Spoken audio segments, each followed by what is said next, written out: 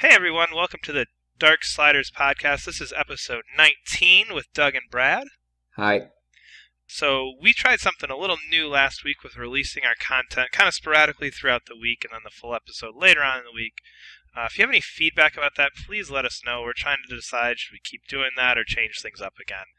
We're back with a full episode here. Of course, we'll cut this into some chunks just like we did last week. But we'll get started here today talking about Dragon Age Inquisition, which is a game I picked up. I actually found this for like $20 last week, and I was really excited about that. I should have got that. I'm surprised I didn't. Yeah, I think I texted it to you, and I don't think you went with it, which... Yeah, I don't know why. Actually, now I'm thinking about man, I really should have done that. At least gone to Target and Price Match or something. Anyway, I've never played Dragon Age, so I have no idea. Okay, well, that's a good place to start. You've never played any of these? Never. Really? Have you? It's got orcs. It's got orcs and elves in it, so... Is that just a complete no for you? Not a complete no, but like a hard no. So, just out of curiosity, what BioWare games have you played? I played Mass Effect. Oh, yeah, okay. Oh, I played KOTOR. Okay. And that's it. Interesting. So, yeah, this is a very BioWare type game. Okay. Is that good? I really liked this, and I really like this game a lot. And I've played Dragon Age Origins and Dragon Age 2. I love Dragon Age Origins and dislike Dragon Age 2, which I feel like is kind of the norm. Yeah, that's what I've heard. But I'm only, like I said, I just got this, so I'm only about 2, maybe 3 hours into this game. Mm-hmm. And I am really, really enjoying this game. It really goes back to the first Dragon Age, where you're just kind of exploring, you're kind of doing whatever on Earth you want to. I'm 2 hours in, and I think I already have, something like 30 or 40 side quests to do.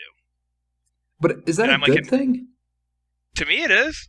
Yeah, are they this is one of the major complaints I've heard about the game is the side quests aren't good. Well, again, I'm only 2 hours in, and yeah. So far they do seem to be fairly repetitive, to the point where it's like, you read a paper. The paper mentioned your lost ring. You need to go find the lost ring. Can you just click through all that stuff and it just shows an object marker? Yeah, I do. Oof. So, I like kind of the setup of the game, and I like that there's so much to do, but I haven't done a whole lot of it yet, and I'm thinking I'm not going to get to a lot of it just because a lot of it sounds really repetitive. But I like that there's a lot to do. Content is big, so there's tons of content. But I spent a lot of my time, one of the first things you can do is just go and find campsites, which... That's always the first thing I go to. Like in Assassin's Creed, the first thing I do is I go find all the tall towers. And is that the equivalent? Basically, so you go and you find a camp, and then that kind of sets up a camp, and it's basically a fast travel point in this one specific area of the map. Oh, okay. What makes it different? What makes it exciting? Because right now, the things you describe, you're it's like Assassin's Creed, and they've just got fetch quests. So what does it? Is it? Do you like it because it's unique, or do you like it because it just does what you've played in other games? It just does it well. Yeah, this is not a unique game so far. 2 hours in, there's not much unique about this game, but everything is done really well. Exploration is done really well. Mm-hmm. You just get kind of that just blanket map when you go to an area, and you have to go through... I almost go back to good old real-time strategy days with the fog blackness of a map, and as your little guy goes through, you slowly uncover different things in the map. Oh, okay, that's kind of cool. Yeah, and I like that. So that's basically what I've spent most of my time doing, but the basic idea is this giant rift appears, and there's this big green thing in the sky, and your character, of course, because he's the unnamed hero, has no memory of anything, but for some reason his arm is green, and he can shut down these rift things by pressing X. And yeah, and that's really all I got with the story, and because he has this thing on his arm, it's oh, did he do it? Did he not do it? So there's a little mystery there. And then basically, if you played Dragon Age before, it goes back to a lot of things from older games. So there's a lot between the Templars and the Mages, and then basically the Chantry, which is essentially Dragon Age Catholicism, basically throws you out and is you're this terrible person, you're horrible, you shouldn't have this power. But basically, you form this thing called the Inquisition, which is, we're going to go close this rift because we're the only people who actually understand that this thing's going to blow the shit out of the world. Are you the main character from the first game or No, the second game? no. Oh, okay. Do those characters like come up? Like, I mean, what's the? I haven't played Dragon Age ones. I'm sure if you spoil it, people wouldn't care because they've obviously already played it. Like, does your character die or did he make an impact on the world? No, so the first one is all about like the blight, I believe, or maybe that's the second one. But it's all about basically these demons come and you have to rid the world of demons, and that's basically the Okay. first one. The second one, I honestly don't even remember the story. That was one that I like gunned through because I just heard so many bad things about it, and after an hour I was bored with it, so I just gunned through that one. So I don't really But even remember what that ended up being. yeah, but I'm saying like, does your character from the first game like does he have any agency in the story in the third one? Like, do they mention like, oh, a great warrior on the other side of the planet? Not at this point, but the towns and cities that you can go to are in the other games. Oh, okay. And you already one of the first characters you meet was one of the main characters from the first game. Oh, okay. All right. You meet her pretty early on. She was a main member of your party in Dragon Age Origins, and then she ends up kind of being on the side now in more of a position of power, kind of guiding your character. Oh, okay. That's kind of cool. So there's bits and pieces from the old games that show up. I don't know, this just goes back to what Dragon Age Origins did well, which was just your basic RPG. You know, you go and attack, you use your couple special spells, and you go Hmm. exploring. And that's really all I want from this. Is it like real? I mean, this is like the thing that always kind of bugs me about like when I'm thinking like back to Baldur's Gate and stuff. It's like click on things, and the same thing I do with Diablo, where it's like click on things and they die. Like, is there? Do you think during battles, or can you just like out, you know, power level through like everything? I'm gonna assume eventually you can power level through everything. I don't know if the enemies scale with you or not, but Hmm. I've run into a couple battles where it's very clear while I'm exploring, like, oh, I'm not supposed to be here yet because Oh, these guys okay, are yeah. level 12 and I'm level 3. So I'm assuming at some point you can power through, but it does slow that down a little bit because the way combat works is it does have the traditional, like, R2 is, I of course played as like the big giant warrior who just carries a giant sword because I don't like to think and do mage stuff. Yeah. What I basically do is I run up and you hit R2 to swing your sword, and then he's got like a block attack, a counter special, and like his like swing the sword over the head, and the whole ground shakes when you hit the guy. I So you got does like it your does it special matter what you attacks. do though? Like does because the problem I have with Diablo because I mean like really I don't play like huge RPGs often. So like my only thing that I can reference is Diablo. Is it like Diablo? I didn't have to think at all. I could just like attack and There's do whatever. But there's a ton more thinking in this because what you end up having to do is you actually control all four members of your party. mm, So I can run up with my big dude with the sword and start smacking stuff, hit the up arrow, and then change to my mage, have him do a couple things, change over to my archer, have him do it. So you can cycle through characters. And what this one has, and I don't, it might have been in the other ones, I honestly don't remember. But if you tap the touchpad, it pauses the game and goes to a direct mm-hmm. overhead camera, and you can cycle through all your people to like, so you can say, okay, without everything's frozen, I want my warrior to run up and attack this guy. I want my mage to use Yeah. his ice spell to freeze this guy. While he's freezing that guy, I want my archer to start shooting the same guy, and you can actually kind of plan out like a battle strategy. But I mean, are you actually thinking when you're doing this, or can you just be like, okay, everybody point at that guy, okay, everybody point at this guy? I mean, you're pretty early on, so I Yeah, I'm pretty imagine, early on. I know Dragon Age Origins yeah, had a really great learning curve to it. So okay, by the time you were to the end, like I remember that final boss, you fought a dragon at the end because that's in the name.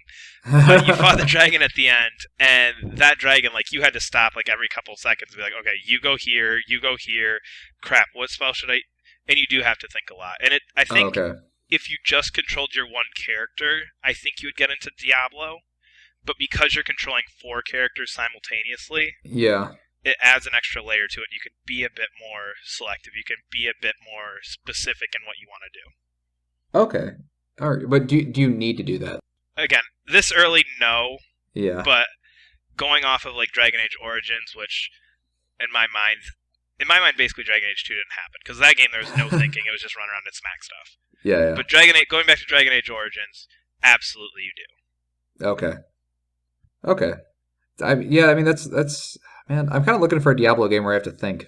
So I might Yeah, I would say this would be it. okay. All This is right. definitely takes the thinking level up a bit because I had the same thing with Diablo where I just mashed X the entire game. Yeah. Yeah. Or R2. Like R2 is just like insta death on everything. And Yeah, I yep. just yeah. So you're liking it so far? Maybe we'll get a review out of you in like a year. I don't. These games are long.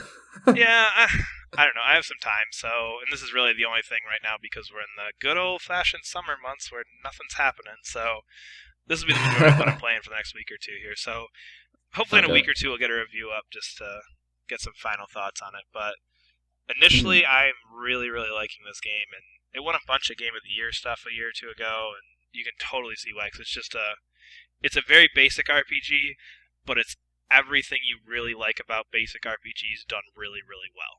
Oh, okay. I can appreciate that. I don't think you need to do something new every time as long as you do something old really well. Yeah, and that's what I would say this game is. Mm. All right, so last week we put up Doug's review of Arkham Knight, and it was Hmm. not glowing. No. Little on the negative side, Yeah. but Well, yeah. It was okay. I give it a solid number out of number. 10. Yeah. No, I give it like an Um, 8. an 8 out of 10.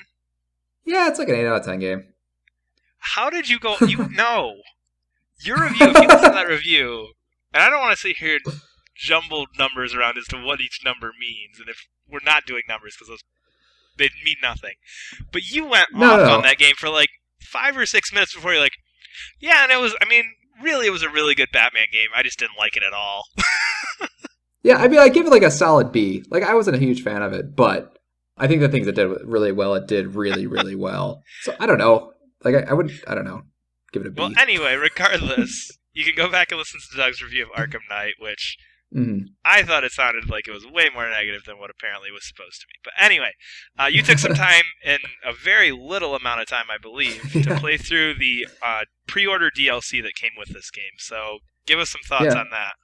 Before the podcast started, I realized I hadn't played anything. So I was like, I could probably play some of the Arkham Knight DLC just so I don't get a little bit into it so I have something to talk about. But like in an hour, I beat the Harley Quinn DLC, the Red Hood DLC, and then I also beat a third of the Scarecrow DLC in an hour. Content heavy. Oh yeah, very. And it's not even that good. It's really not. Really what it is you get, I'd say 2 or 3 areas to beat people up in. Then you get like one predatory area, and then you fight a boss that I'm going to put in quotes. I'm just going to spoil who you fight because it doesn't really matter. So with the Red Hood DLC, you fight Black Mask, which is kind of cool. Like that would be a Yep, like it. that matches up in my mind. Yeah, if you ever read like the Red Hood, or saw the actually recommend actually seeing the movie instead of reading the book because the book has like a little bit too much extraneous stuff they don't really need. Black Mask is like the main Just a second, antagonist. you're referring to Under the Red Hood. Oh That's yeah, the Under movie the you're Red referring Hood. to. Yeah. Yeah. Throw the name out there. Oh, Great yeah, I guess movie, that's by the true. way. You should totally see that movie. Yeah. The movie. I think the movie's really good because it cuts out all the stuff you don't really need, and it's really fun. And it's not fun, but it's definitely something that people should watch. So Black Mask is like the main antagonist of it. He's this really cool character who's just kind of like he's in the book anyway. He's a character who's kind of he never has control over everything, and he's just kind of like he's a really fun guy who's always like he's not cracking jokes, but he's always losing, and it's really really fun to kind of watch him do his thing as Red Hood kind of basically just takes over his entire industry. And this DLC decides to boil that all down to like I don't know maybe 20 minutes. And it's terrible. It's not terrible. It's just playing as a Red Hood isn't very fun. So in Arkham Knight, when you play as Batman, in order to incapacitate somebody, you can throw batarangs at them. But in this one, you can shoot guys. But the amount of health that takes away a guy from like shooting is the same as a batarang. So it doesn't really matter. It's just like a new animation. Yeah. And he plays the exact same, except he just plays a little jankier. I can't really describe like what it is, but it's just a little bit janky. And literally, it's just he doesn't even talk that much, and he's voiced by Troy Baker. I feel like him and Nolan North have such like you're just them at this point. You've played too many characters. Yeah, like, I mean, like I think they're really good. I think they're actually really good voice actors. I think that when they do their normal voice, it's just really derivative. Yeah. So it's just him doing. It's just like Troy Baker doing Troy Baker voice, and you don't take down. It's like it's literally you fight some Black Mask goons. Then you do a predatory mission with some Black Mask goons, and then you fight Black Mask. And when you fight Black Mask, he only has one move, and all you do is dodge, and then you press like square, and he does this automatic like takedown move. You just have to keep doing that, or you have to like just like knock them out and just do like your beat down move. There's no strategy or anything to it. And the trophy, like once you beat it, says Under the Red Hood, and all I could think of was like, wow, that was Under the Red Hood is way better than this will ever be. So how much of this is there any story that actually goes into it, or is it just those like individual missions and like just like a level select screen, or does it actually have some continuity to it? There is a story, but it's like it's told through interrogation, like a I don't know, a back and forth of maybe 10 seconds. Oh man, that sounds terrible. Yeah, no, it is terrible. And then the Harley Quinn DLC, which is about the same length, was a little bit more fun just 'cause I think Harley Quinn is a more interesting character than the Red Hood. And the thing that's kind of cool is like her Batman vision. Like they all play similar to Batman, so it doesn't really matter. Their animations are just different, but their timing is still really similar. Maybe just a little bit sped up or slowed down. But her Batman vision is called it's just called psychosis. And when you go into that vision, all of a sudden like there's all these writings all over the walls, and she can hear voices. Oh, that's kind of cool. Yeah, and in her predatory missions, the thing that's kind of cool, like with Harley Quinn, it feels kind of like a handicap at first, but then you're like, oh, this is so in character. She can't do any silent takedowns. Yeah, you're instantly alerting everybody. Yeah. But right? like, I mean, because her animations are her like screaming and beating someone with a baseball bat. So that sounds cool. Yeah, it kind of is. And the story at least actually has like a little bit something to do with Arkham City, or not Arkham City, Arkham Knight. Because there's a part when you meet Poison Ivy, and she's like, "Harley Quinn broke me out of prison." So you play that scene where you're breaking Poison Ivy out of prison, and there's actually some kind of cool things. Like there's some of Poison Ivy's plants are around. You can like make them eat people. You can use a Jack in the Box like explosive like Harley Quinn uses. You know, like and like Batman, he always finds those Jack in the Boxes. Yep. And you can actually use those. You can use laughing gas to incapacitate enemies. So like they go into like a laughing fit. It sounds like they tried a lot harder on the Harley Quinn DLC than they did on the Red Hood one. Yeah, actually, I'm almost 100% positive the Harley Quinn DLC was supposed to be in the main campaign, kind of like the Catwoman DLC was in. Where it was just kind of supposed to be like interspliced with Batman. Yeah, like at some point, like I'm surprised. I'm sure that one was supposed to be in the main one because it is a bit more polished. It feels like they're actually adding a little bit more extra game mechanics, while the Red Hood just feels like something that was just kind of left unfinished. And they're just like, well, we were going to have Red Hood playable, but it just turns out that this doesn't really work. But we have that code lying around. We should probably put it into something. And GameStop needs a pre-order bonus. Yeah, no, exactly. And it seems like it's just something they sort of dropped. But yeah, the Harley Quinn one, I think it's a little bit more interesting. But again, these things are only like a half hour long. And the only reason that Harley Quinn DLC is fun because it's actually kind of fun playing as Harley Quinn because her animations are fun. She has actually a lot more dialogue than Red Hood. It's like the whole thing she's talking with Penguin the entire time, and she's like standing there screaming and being Harley Quinn about it. And then you break out Poison Ivy, so there's some interactions with Poison Ivy as well. And I liked it. I just kind of wish it was not 30 minutes long. Yeah, it seems a bit ridiculous, but hey, it was free. Yeah, kind of. It cost me $60. The game cost you $60. This was free. Oh, and last one was a Scarecrow DLC. I'll get this one really quick. It's just a mission where you basically go around Gotham City in the Batmobile while there's this giant Scarecrow in the background and these needles shoot up. And it's actually kind of cool looking. And this is another thing I feel was it feels like it was something that was sort of left unfinished. That was definitely going to be a fight with Scarecrow, and they realized like, well, it's just not completely up to snuff. We can just because there's a lot of unique assets with it, with a giant Scarecrow who has a lot of unique voice work, and then there's these giant needles that shoot on the ground. That has this kind of cool animation, and I feel like it's another thing that's kind of left on the cutting room floor, and like, oh well, we can just make it a challenge and not have to worry about tying it to any story or anything like that. And that's what these all kind of feel like. It kind of feels like stuff that was sort of left on the cutting room floor that they couldn't fully develop. See, I feel like sometimes that makes good DLC. Just this idea, well, we had a great idea, we didn't really have the time to get it to where we want it to be. Well, let's just round it up enough so that we can, get a full package of something together and use it as DLC. Because it sounds like these, at least the Harley Quinn and Scarecrow one, were good ideas in earnest. It just wasn't necessarily a time factor that maybe came into play. Yeah, but I think these DLCs, not the Scarecrow one, but I think the Harley Quinn one could have been extended into something a lot more interesting than what it was. Yeah, like a full DLC pack later down the road. Yeah, exactly. Exactly.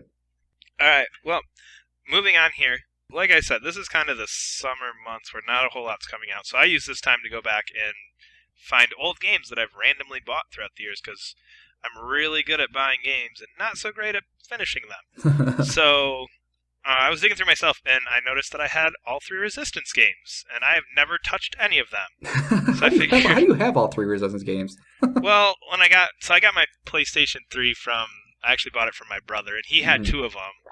So right when I bought it, I was like, oh, I have 2, and then I happened to find Resistance 3 for $5 somewhere, so I was like, oh, I'll buy that too, and then just never went back and actually played them. But no. So I have all 3, so I was like, well, that gives me something to do, and this was before I ended up buying Dragon Age, so I was like, well, this gives me something to do for a few weeks. I'll play through Resistance and all 3 of them. This game is hard. Like, damn, this game is hard. I was expecting, because this game, so for those of you who don't know, it's Resistance Fall of Man. It's an Insomniac game, which is the same guys who do Ratchet and Clank. Came out in, I think, 2006, 2007. I think it was a launch title, or right around that period. Game, and it was kind of supposed to be, again, to kind of use that whole thing that was with Killzone, that idea of this is kind of Sony's Halo, this is Sony's first-person shooter franchise's Resistance, but this game is hard. Like, is that all you have to say about the game? Is that it's hard? What do you mean it's hard? Like, are you playing it wrong? Because anytime you say a game's hard, you're usually playing it wrong. Well, okay, I started out playing it wrong. So in my mind, I'm thinking, I'm a soldier. There's aliens invading. I just need to run up and shoot everything. This is a very slow pace, like, it almost plays to a point of a cover shooter, like you have to slow down and stop so much. It almost plays like a first-person cover shooter, and there's limited health regeneration, too, which makes it harder, too, especially when you get, at this point, you're so used to, like, that, if I just stop for a second, I'll get my health back. Yeah. Going back and playing those games where it's like, okay, if I just stop for, oh no, I actually have to kill something to get health. Crap. But yeah. This game does a lot of, and I'm not all the way through it, I think like 25%. I got Dragon Age and got sidetracked. But this game does a lot of just like epic battle scenes where it's like, okay, here come the aliens. And I mean, 3rd or 4th level, you're running into scenes where it's you and like 4 other army guys and like 50 aliens who each take like half a clip to bring down. Oh yeah, I played Resistance 3, and I remember that was like one thing that I liked is that they throw a bunch of enemies at you, and like they're all, I'm gonna say Bloodborne again, but they can all kill you. Yeah, that's the thing with this. There can be one enemy, and depending on what you've done up to that point and where you're at in terms of health and everything, that enemy will kill you, and it happens over and over again, and it's hard. Do you like that or no? Do you like the game or no? I do. My issue is at first, like the first hour or so, I was expecting, like Call of Duty, Halo, where it's like, oh, this is just, first-person shooter, I'll just breeze through it. If I set it to normal, no big deal, just run through it. So within like 10 minutes I was dead, and I was like, well, what the hell? That's not how this works. So kind of once you catch on to the fact that, okay, this is like a slow it down, not just run and gun thing, I do really like it. And it, for being 9 years old at this point, it plays really well. There's not a whole lot that I'm sitting here going like, this is a really dated game outside of, obviously the graphics and things like that. The only thing I feel like I miss a little bit is a sprint button, because you do move a little slow, but... Oh, there's no sprint? Oh, that's weird. There's no sprint. And, but it plays really well. I really am enjoying it. It's just, it's hard, and that's not something... Normally when I think first-person shooters, I don't think hard. Yeah, especially story ones, because I think they just kind of want you to get through the story. Yeah, and I mean, especially one that you're kind of building, launch title, you're building an install base around, is this fairly difficult first-person shooter. But But yeah, I'm enjoying it. I like kind of the twist. So basically, we didn't talk about story too much, but the story is basically it's World War II era, and aliens start to invade, and aliens take over Europe, and you play Nathan Hale, who's an American soldier who's sent over there, and there's something up with you. And that's as far as I've gotten. There's a girl who kind of narrates through parts of the story, because it's kind of a retelling of what happened in these events, and she just kind of keeps hinting, like, there was some kind of weird look in his eye, and there wasn't something quite human about them. Oh, okay. So it's like, there is, like, foreshadowing like crazy that, oh yeah, you're an alien or something. Not a spoiler, I mean, well, maybe it is, I have no clue, but I think it's okay if you spoil it. I'm It's not. I guess 9 years I old. can confirm if you're right. I played the third one. Oh, so you'd read the end of the book before you read the beginning. Yeah, exactly. Well, yeah, kind of. Yeah, I kind of. Do you plan on finishing it? Like, are you Oh just yeah, gonna play? absolutely. I'm gonna play. My goal is to play through the series. This is gonna be my kind of change of pace from Dragon Age. Yeah, I hope we can talk about Resistance 3 because Resistance 3 is gonna be controversial. I think it has the best campaign of any console shooter ever. I haven't played it, so I can't argue that, but I feel No, like I will be able to argue it in a month or two. yeah, yeah. If you like Half-Life 2, I love Half-Life 2, but the Resistance 3 campaign, from what I understand, Resistance 1 campaign was pretty good for its time. Resistance 2 campaign, they screwed up something royally, and I don't know what it is yet, so I'm actually really curious when you play it. And then the third one, they're like, let's just do Half-Life. And they do Half-Life really well, and it's the closest thing I'm ever going to get to Half-Life 3. See, and I could see that because a lot of the way the story is told is in a very similar manner of, oh man, these aliens just kind of showed up out of nowhere, like Hmm. in a very similar tone to Half-Life. So I could see the comparisons there, but I'm like, the one thing, and I didn't know this going in, and it kind of bothers me honestly, and you're gonna laugh at me when I say this. Probably. This game does not have trophies, and it Oh my bothers me. God, Brad. Are you serious? Holy Yes, because like I got through the third level and nothing had done like the little bing yet, and I was like, well, what the hell? Like, am I not Oh signed yeah. in or something? So I go to the dashboard and I'm like, why isn't it showing up? Okay, so I had to Google. I'm like, oh, this game has no trophies. Like I'm used to Oh done, God. fade out, loading screen, bing, and it wasn't there, and it, I don't know. There's nothing worse than like a terrible pun after a really cool moment. Like, I don't know. You just ripped off the final bad guy's head in this epic sort of 30-minute fight. And then this little trophy says up, it's like, did you get ahead in life? Oh, I hate that. I like it. I It gives me a feeling of accomplishment. Okay, actually the one that bugs me the most, and I'm going to spoil. You've played Walking Dead season 1, right? Yep. So spoiler, I'm going to spoil Walking Dead season 1 For real, if you have episode. not played this game, stop listening because you cannot have this Yeah. game Well, I'm spoiled. going to spoil episode 3. There's a I'm trying. Okay. character there's a character who is having a heart attack, Oh and yeah. they think that he's about to turn. And how that scene ends is that somebody crushes his head with a salt block like out of nowhere. And I was just in shock. I was like, "Holy crap! I can't believe the game just did that." Because you're actually sitting there actively trying to save this guy's life, and then somebody just comes by with a brick and like brains him. And then I was like sitting there just, I can't believe that just happened. And then it said, "Too much sodium in your diet? Trophy." I was like, "Are you? Oh God!" I like the idea of trophies. I don't like trophies with stupid pun names in games that are serious. That's true. I feel like if that same thing was in like Duke Nukem, you're like, heh, Yeah, and move down with exactly. your life. But I feel like Walking Dead specifically, if you're gonna have trophies, it should just say completed episode 3. Yeah, no, exactly. Well, yeah, exactly. And even like Bloodborne has like stupid trophies like that when you just take down some like crazy boss, and it's like, I don't know, witches man or something when you kill a witch. I don't know. It's dumb. I don't like trophies. I like trophies, I but know it's you weird because do. I didn't think I would miss it. And going back and I've played a couple, like I play on the Wii U, where it just doesn't Hmm. have anything like that, or even going back and playing some old PlayStation 2 era games, and there's nothing there. It's like I'm on my PlayStation 3. I want my trophy. Like, why am I not getting my trophy? Which is weird because I never thought I would be like that person, but I totally was, and it was weird. Yeah, but you grew from like gamer score, didn't you? Oh yeah, I was big. Me and like 5 or 6 of my friends were like, "Oh man, I'm at 42,000. Where are you? Oh, you're still at 41." And then like 3 weeks later, they're like, "Oh, I'm ahead of you now." So yeah, I did have that Did for a you like while. Mountain Dew in high school as well? I'm just Oh kidding. yeah, conveniently, I'm drinking my Call of Duty Advanced Warfare Diet Mountain Dew right now.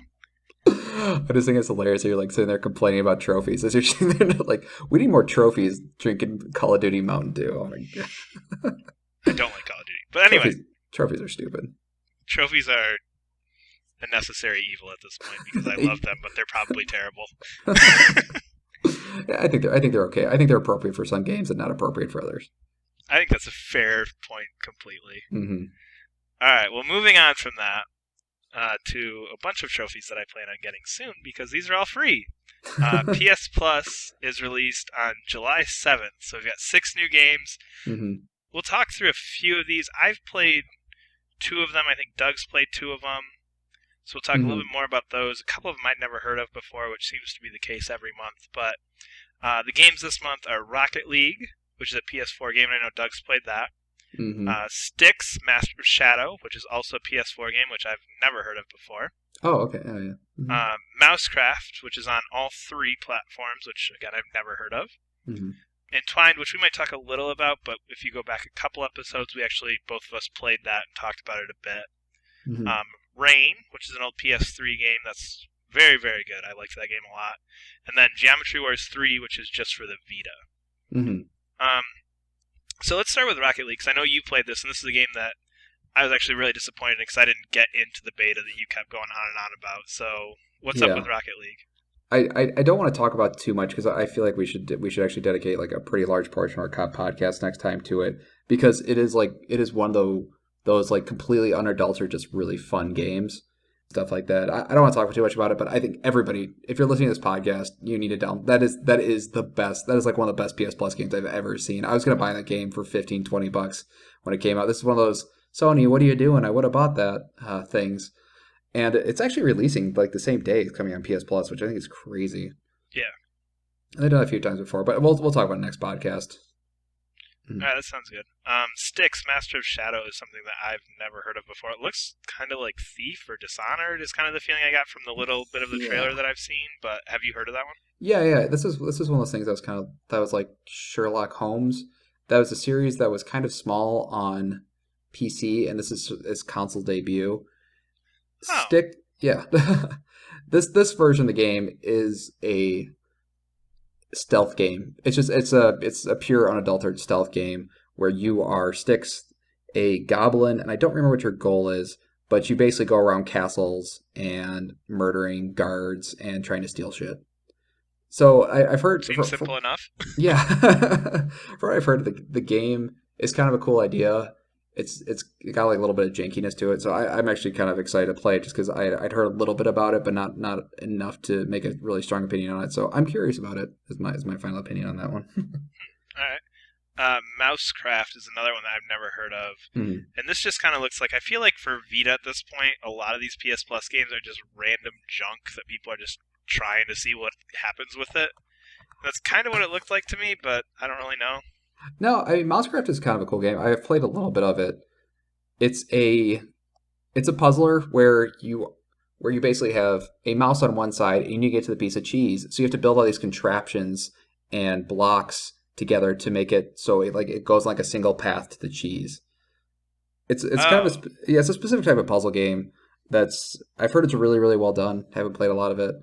But it's definitely it's a game that's gotten some fairly good reviews, and it's not just some like, oh, here's some random game that we need to fill a slot. Like it is something that people spend a lot of time on. It actually has fairly like decent reviews. huh. Maybe I have to check that out. Mhm. I Um, mean, I'm looking at Mousecraft on Steam right now. Its rating is 9 out of 10 with like oh, 700 reviews. oh, geez. Well, maybe I'll have to check that out, although I'm Yeah. not super huge on weird puzzle games. But Mhm. Entwined, we've talked about a bit already, like I said. So all Mhm. I'm going to say is that it is an awesome game for PS Plus. I think Mhm. we both bought it for like $5, and it was kind of like, yeah, it's a $5 game. It's really short. Mhm. It's very kind of unique in the way you play it, just because you use both sticks to control 2 different characters kind of at the same time, but everything's on a narrow path. But I liked it. I think it'll be, if you haven't played it, I would definitely give it a shot. Mhm. Yeah, I don't really have much to say about the game. I mean, we'll probably just like link to our. If you look, check at the bottom of our description. We'll have a link to our podcast where we'll talk about that one in a lot more detail. Yeah. Rain, which, did you play Rain? I didn't play Rain. Actually, well, I still don't have my PS3 with me. This is actually one of those games that I actually wanted to buy like quite a few times. I would say I feel like this is a very Doug game because you like kind of those weird, like really arty kind of, and Hmm. that's exactly what this game is. Um, I really liked it. It is not the most like engaging game. It plays very slowly, but it's really interesting. And kind of the whole mechanic is when you're in the rain, you can see your character, but Hmm. when you're under like a balcony or you're under something else, you can't see your character. So it does a lot with that and just how you move through the environments, and the enemies actually have the same characteristics. So Hmm. trying to hide from them, and obviously if you're under a balcony, then they can't see you, so they kind of walk away. So it's kind of got a lot of different aspects to it, but it's a really interesting game and a fairly unique game that I would definitely recommend people check out since it's free.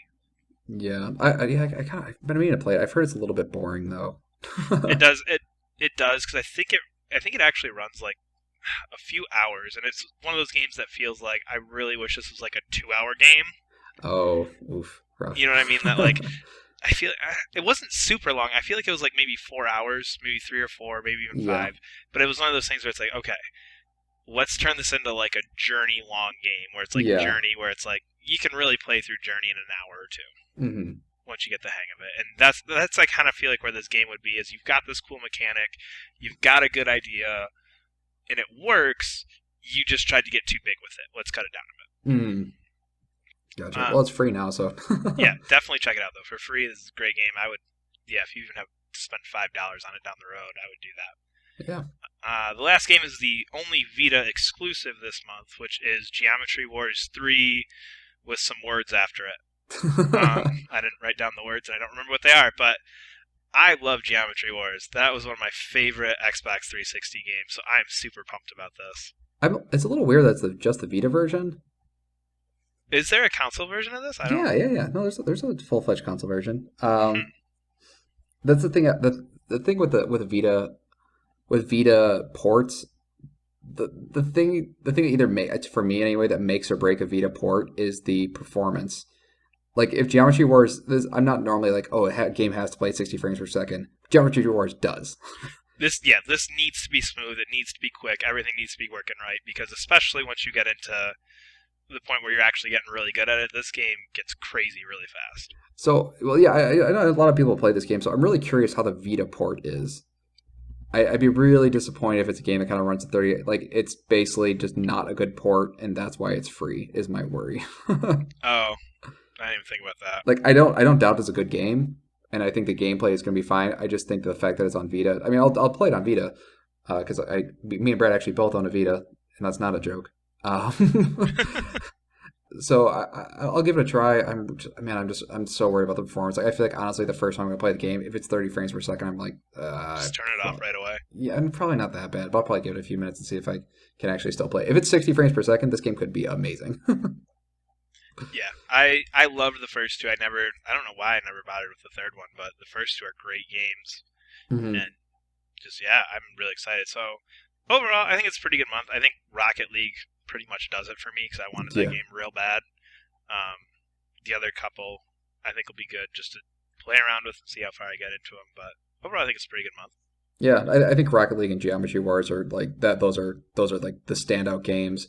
I'm Yep. surprised they aren't really pushing Geometry Wars 3 as much. That's actually what makes me nervous because everyone's like, "Ooh, Rocket League, Rocket League, Rocket League." It's like, well, okay, Geometry Wars is a really good game, so why aren't people talking about the Vita port?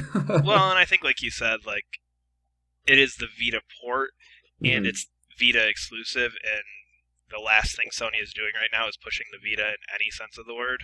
Yeah, it's true. So I mean, it's just kind of like, oh yeah, Geometry Wars 3 on the Vita, but Rocket League is here for your PS4.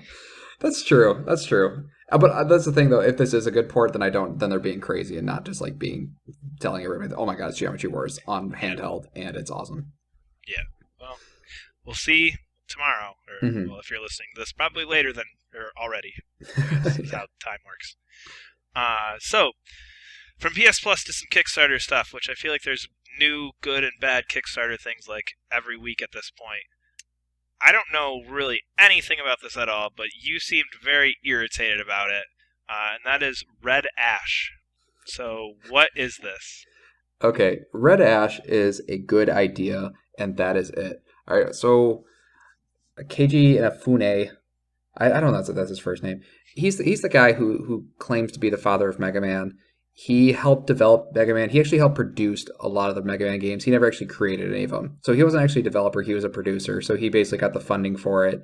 And a lot of times he was like the idea man, but he never Yeah, the really, behind the scenes stuff without actually doing any work. well, not necessarily not doing any work, but That was he probably wasn't he's not a developer, he's a producer. So he left Capcom And he left Capcom, he said, because Capcom wouldn't let me do what I wanted. And to be clear, he's actually produced some like really cool games. Like he pushed Lost Planet on Xbox 360. He did Onimusha. He did Dino Crisis. He did Mega Man. Like he really did produce like the really good Capcom games. So he did the Mighty Number 9 Kickstarter, where it's basically Mega Man. It was just a new Mega Man game. Yep. And I have my own reservation about the Mighty Number 9 Kickstarter. I personally don't like it.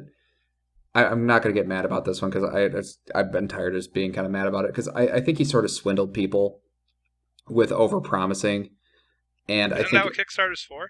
But I think you can overpromise if you're not experienced because you just don't know.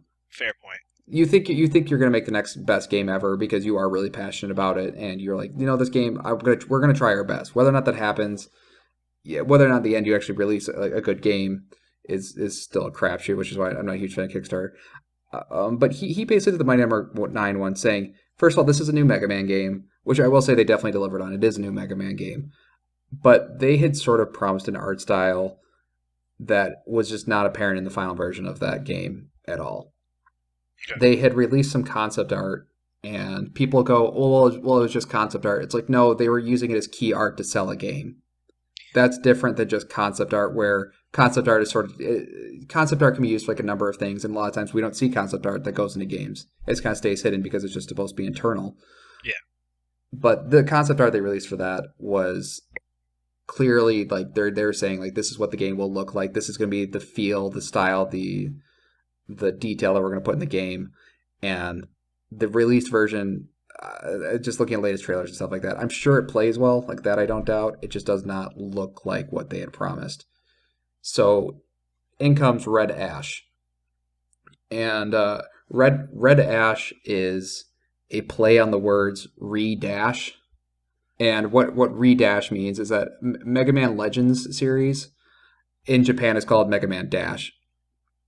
So this is going to be Mega Man Legends 3. And Brad, you never actually played Mega Man Legends, did you? Nope. Okay. Brad's not going to be talking a lot for this one. I have no clue why you're upset with this, and I really still don't fully understand what's going on with this, so yeah. You're up. Okay. So, Mega Man Legends. I guess a lot of people actually haven't played Mega Man Legends because it was kind of a game that's beloved, but it didn't sell a whole lot. Mega Man Legends is basically, it's like Mega Man Ocarina of Time. It's a 3D action-adventure game where you explore dungeons, you upgrade your character, and you take down huge bosses. Yeah, no, the game's awesome. Like, that's not what Mega Man is. No, it's not, and that's why it's awesome. I think 2D Mega Man's okay, but Mega Man Legends is just a whole other beast. Like one of the first bosses you fight in Mega Man Legends, I guess it's the second boss. This was mind-blowing on PS1. You run around a city that's slowly being destroyed by 3 different robots that are all trying to kill you and running through, and they're all like zipping through the streets. You have to take them out one by one, and they can gang up on you and do like team attacks and stuff like that. It's a really, really, really good series. And so, Mega Man Legends 1 and 2, and there's another game called Tronbon that you can get on PSN right now, and you should. It's a spin-off game of Mega Man Legends that features the main villain, and then you play as her. In Mega Man Legends, nobody's really a bad guy. They're just kind of like Saturday morning cartoon villains, and you play as the main girl villain. And you should get that on PSN right now. And Brad, actually, you should buy that right now. I think it's like $10. I think it's actually $5. Huh? Right now. Right now? Yes. All right, hang on a second. I'll be back. All right. So enter Mega Man Legends 3. So before Keiji Inafune left Capcom, they had basically started their own sort of Kickstarter for Mega Man Legends 3. And the idea was basically Kickstarter, where they were going to get fan input on the game. They were going to hold contests where your concept art might make it in the game. People would actually vote on which character designs they want in the game. And basically they ran it like a Kickstarter. And how that all ended up was that Mega Man Legends is a small game, and Capcom basically says like, well, we didn't get the fan input we wanted, and so we're going to cancel Mega Man Legends 3 and just never do it. And that's actually one of the reasons that Inafune left, was over the cancellation of Mega Man Legends 3.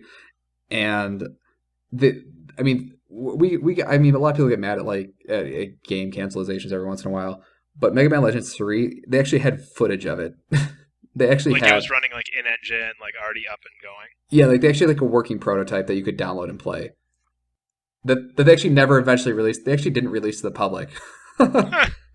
But you could see it. Like it was a real game. It wasn't a real game, but it was in development at, at that point. Further along than just kind of the concept art of stuff that normally gets killed. Yeah, exactly. It was something that was tangible. Now then, enter Red Ash or Re Dash, which is I guess the play on it. This game is basically Mega Man Legends 3. He's doing the same thing he did with Mighty Number 9, where he's like, okay, I can't do Mega Man, but I can do not Mega Man, and this is not Mega Man Legends 3. So actually, if you look at the concept art, not the main character, but one of the side characters is a carbon copy of the main villain from Mega Man Legends. With like he has spiky hair and red glasses, and it's like the exact same. So they're basically saying, okay, this is Mega Man Legends 3. Yeah. But they made a really shitty Kickstarter. And I think he's doing the same thing he did with Mighty Number 9, where he's overpromising on basically nothing. He doesn't know how this game's going to go. He doesn't know how it plays yet. He just knows, oh, we'll just make a Mega Man Legends 3. So if you look at the Kickstarter, so there's two Kickstarters. There's one for an anime, which doesn't make a lot of sense because nobody knows what Red Ash is, and they're not going to put down money for, an hour-long anime that costs millions of dollars. Yeah. And then the other one is the Red Ash game, which is the Mega Man Legends 3. Now the problem with this, if you look at the Kickstarter video for the Red Ash game, they don't talk about the game at all. There are half of the, like I would say maybe 2/3 of the entire thing is a storyboard of a cutscene, and then a storyboard of another cutscene. And that's you it. actually sent this to me, and Mm-hmm. you really didn't give me much explanation on what it was I was watching. This was just before we did the podcast. He's like, hey, I want to talk about this because I don't like this. Mm-hmm. And he sent it to me, and I think my first question was, is this a movie, or what is this? Like, why am I watching this? Because it doesn't... Mm-hmm. There's no signs of that being a game if you're unfamiliar with what it is, I feel like. Yeah, no, exactly, and that's what they're selling an idea currently, which it's like a huge Kickstarter no-no. Like you really shouldn't be giving to a Kickstarter if they don't have some sort of prototype working. Yeah, I agree. Or with that. There should be yeah, some semblance of an idea of what the final project is, what it looks like, and that it actually has some tangible existence more so than I have this idea where you play as this and you do this. Money, yeah, please. yeah, no, that's exactly what's happening, and it's basically like I have an idea. And this is kind of like Mega Man Legends, and that's all we have to go on. They have not Mega Man, they have not Tronbon, who is the main villain girl in Mega Man Legends series, and then they have not Tronbon's dad, and then not Roll, who is the mechanic, and then they have not Servbots, who are Servbots. You actually probably have seen Servbots. You ever played Dead Rising? Yeah. Have you ever seen? You see, they're in a few Capcom games. They kind of look like Lego heads. Oh yeah, that's big in Dead Rising. Yeah. Those are Servbots. Like those are like some of like the main kind of like the Chocobos of Mega Man Legend series, or like they're like the Moogles. And everything. Yeah, Yeah. where it's in everything, but doesn't really have a same purpose or. Yeah, well, no, I mean they actually have a purpose. They're the bad guys' minions, and they're just kind of dumb little guys who just want to work hard. Gotcha. And that's actually you play as them in Tronbon. So yeah, basically, Red Ash is kind of one of those things. I think they're just sort of harping on fans of Mega Man Legends with basically like a hope and a prayer, and that's about it. Yep. They have the right team, but they like have nothing. They have the concept art, the concept like what they have currently to me is something that could have been done in a week. So essentially, you're saying your issue with this is it's just too early. Had they waited 6 months, put this up, had some kind of working footage, or at least like character models or something, totally okay with it. It's just too early. Yeah, but to me at this point it says like they don't even care. They're going to get their money anyway. Yeah. Like why get our money later when you can get it now? Yeah. It's like the idea of Shenmue, like you already know this is going to get funded, so let's just put it up and get our money. Yeah, exactly. And the thing that's even that Inafune did with Mighty Number 9. So Mighty Number 9 when it got funded got 4 times the amount of money that it needed. And then they ran another Kickstarter for another few $1 million. And then they screwed up like something with the physical release. I don't quite understand what happened with the physical releases, but the backers weren't getting what they were supposed to be getting. Yeah. So it's already a guy with a shaky trail record On Kickstarter, Kickstarter especially. And if you look at Mighty Number 9, that's a game that had like 5 to 6 times its original budget. Yeah. It does not look like a game that had 5 to 6 times. That doesn't look like the best version of Mighty Number 9 could possibly be. Yeah. Yeah. And I don't know. I think he's just swindling people. Yeah. I feel like that could have been more of a conversation if you'd actually played Mega Man Legends. Yeah, I feel like if I had some concept of what you were talking about, that would have probably...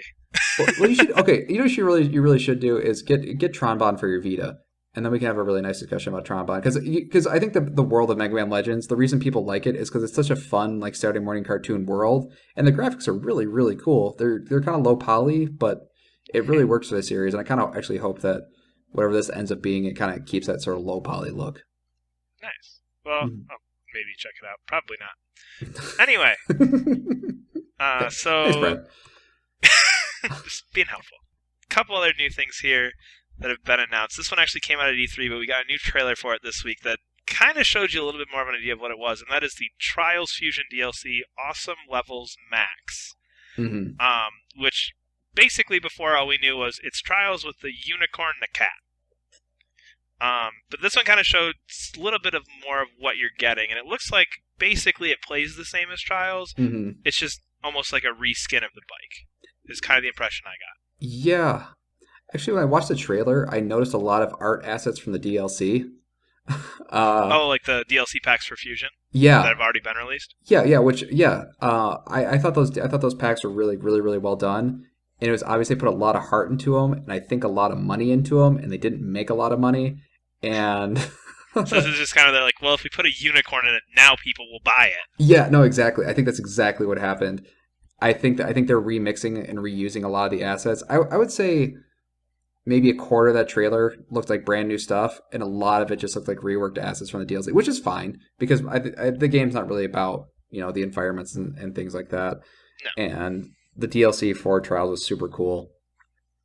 So I think it's going to be fun and it's going to be good, but I think if you play the DLC, you're going to see a lot of the DLC in it. Yeah. I think it has that weird Trials atmosphere and kind of feeling to it, and I think that's what Trials does really well, is it never takes itself seriously. Like, I mean, from the music, if you go back to Trials Evolution with the rap entering over the main credit scene and just the whole rap song that goes with Trials, which is my favorite thing in the history of video games. And now you've got like this. It's goofy and it's fun, and I feel like that's what it should be. Yeah. And in my mind, I just keep likening it back to like Blood Dragon, but kind of toned down a bit, where it's just, you know what, we took this and we just went to a place that nobody would have thought we were going to try and go with this. And I think there was hints of that in the DLC that like they are going to do something kind of crazy, and I'm kind of glad that now they're not even really attached to like Trials IP. Like it doesn't have to be guys on motorcycles anymore. It can just be that Trials gameplay, and let's play around with it and do something crazy with it. Yeah. So I'm excited to get a hold of that because I think it'll just be weird and fun and goofy. And I didn't buy any of the other DLC, so it'll all be new to me. Yeah. I guess the box cop. I'm not sure how this is going to work. I couldn't really tell if you could buy the DLC individually, or you could get it as like a mega pack that has all of the DLC. Yeah, I don't know. They haven't released a whole lot of that kind of details. It's basically just been the 2 trailers at this point for the most part. I know the physical release will have all the DLC. I'm not quite sure how this is going to release on PSN though. But whatever this costs, I think if it's like $15 and it includes all the DLC and the main game, like it should be an instant buy. I don't know. Ooh, I don't know. Do you know how much this game costs? Did they say about that?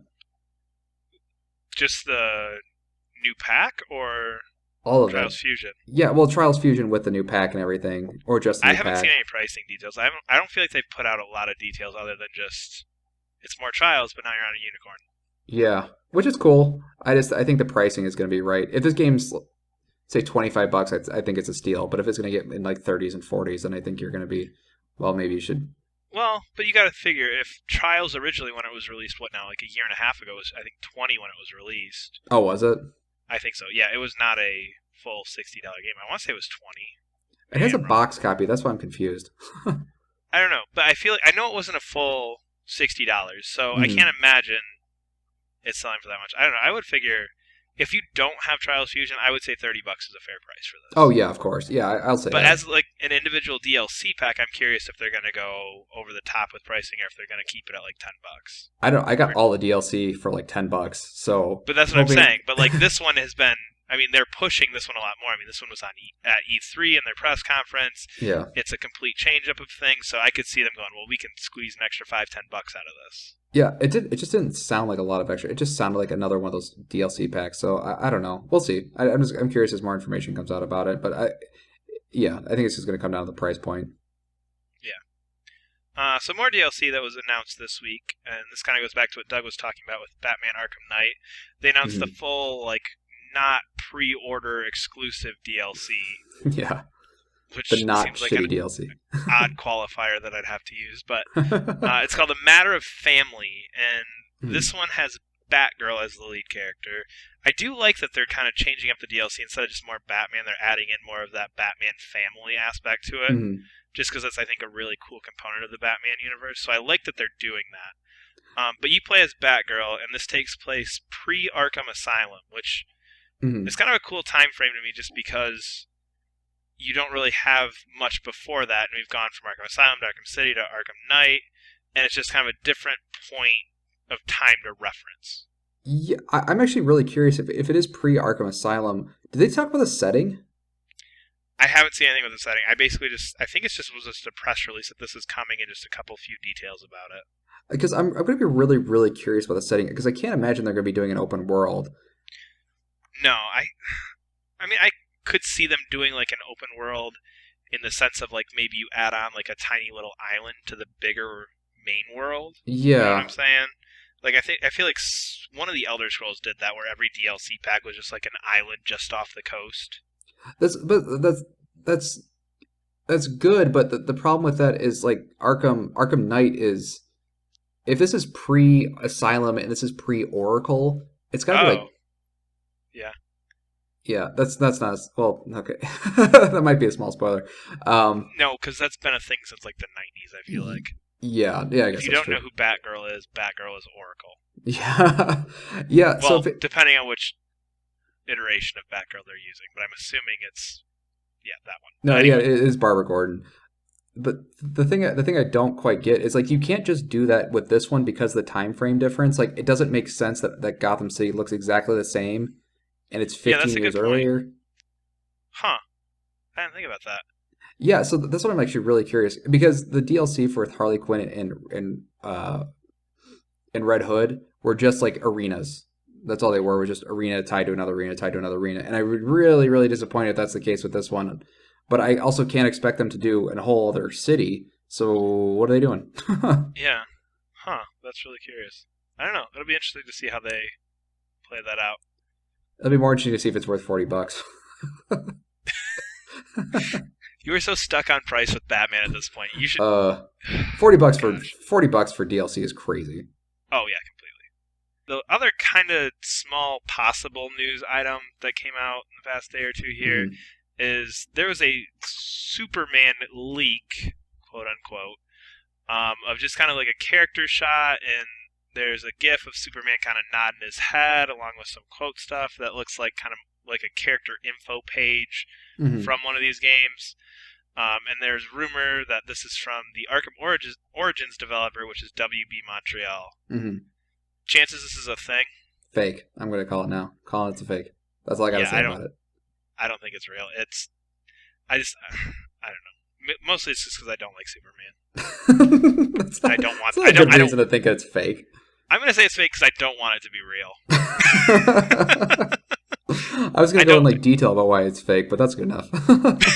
Well, you can have your reasons, which are detailed and thought out, and mine is, man, I don't like Superman. Let's not do this. So what are your detailed, thought out reasons? Well, not detailed, thought out. I think this is...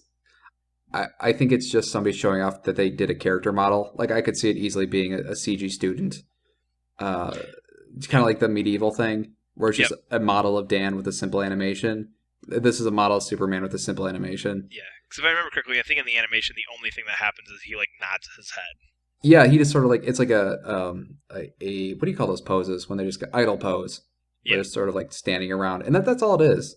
and it's another thing where it's like it's taken from an off-screen blurry camera, and there's also a direct feed footage, that direct feed picture of it. I think it's a good fake, but Montreal has been really quiet about it, so I don't know. It could go either way. I'm just gonna call it fake though. Yeah, I'm gonna call it fake too. Mm-hmm. For much better reasons than yours. Yeah. So the last thing we'll get into here, and this is just kind of one of those like, just I like when developers kind of speak up and say things, and sometimes it's just funny to me the way that they think about things. So both of these kind of go back to Nintendo's E3. So the first one I want to start with is Reggie Fils-Aimé, or however you say his last name. I can never say it right. Fils-Aimé, I think. Fils-Aimé, yeah. But anyway, so Metroid Prime Federation Force was announced at E3, which is a new 3DS game that everyone hated and was super pissed about. Yeah, I think everybody hated just because it was called Metroid. Actually, it's called Metroid Prime. Yes, it is Metroid Prime Freedom Force, and everybody wanted Metroid Prime 4, and that's definitely not this. Mm-hmm.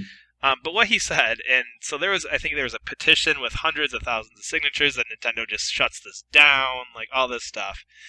So what Reggie said is, what the fan at home saw was something in the Metroid Prime universe that they weren't expecting. The reaction has been negative. There's no sugarcoating it. And that to me is just him going like, yup, you all hate this, which is interesting. But then he went on to say, this is an example where fans who aren't able to get their hands on the game may be at a bit of a competitive disadvantage. Everyone who's played what we are showing regarding Metroid Prime, they've come across really pleased. So I think that's kind of interesting to me. I think this is just a case of kind of like Splatoon, where you were kind of like, Splatoon's kind of stupid. Yeah. And then you actually got your hands on Splatoon, and then suddenly like, oh wait, Splatoon isn't stupid. Yeah, and I think that's exactly what it is. And I think this is Nintendo's thing, where I feel like Nintendo a lot of times just believes our games need to be played. Yeah. No matter what, our games need to be played. They don't show well. You can't always pick it out in a trailer.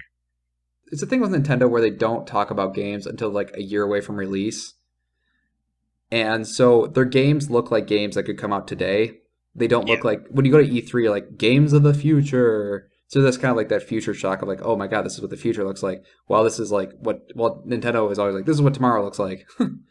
Yeah, see, and I like that. And we've talked about this a little bit in our E3 podcast, of just, I like the fact that Nintendo shows off, here's what you can play by December 31st, 2015. Whereas Sony and Microsoft tend to go with, here's what you're going to play by 2018. Yeah. It's just kind of like, in my mind, I almost liken it to like the Marvel Universe, where it's like, oh yeah, in 2020, you're going to see an Avengers 7 and a whatever movie. Like, I don't care what I'm going to see 7 years from now. I want to see what I'm going to see now. So, I don't know. I just like that Reggie came out and was like, yeah, we know you all hate it. Shut up and wait to play it, and then you can yell at us. And I think especially coming off Splatoon, which I think had a very similar feeling to it, where it's like, the hell are you doing with this? This is stupid. You're a squid, really? Yeah. And if you sit down and play that game for 10 minutes and you don't love that game, you're a horrible person. That game is so much fun. Yeah, I think that's. Although I think people are also. I think the only legitimate concern that people have is that this is by the Metroid Hunters developers, and it looks like Metroid Hunters 2 and Metroid Hunters 1 was not a good game. It just wasn't. I actually played it. I played and beat it, and I don't remember a lot about it. That's always a good sign. The other quote that came out of Nintendo was from Mr. Iwata, who's one of the. Is he president of Nintendo of Japan, or I can't remember. Like, I feel like Nintendo has like 8 CEOs. They do. Well, they do, because they have like Nintendo Europe, Nintendo America, Nintendo Japan.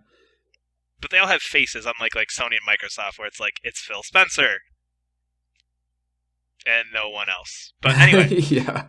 Iwata said, and this is just interesting to me, and it goes back to that Nintendo wanting to show stuff that you can actually play. Is he said, this is his quote, "One thing I should say about Nintendo's E3 booth is that, unlike the other booths in general, most of the visitors to our booth were smiling and actually picking up controllers and playing our games.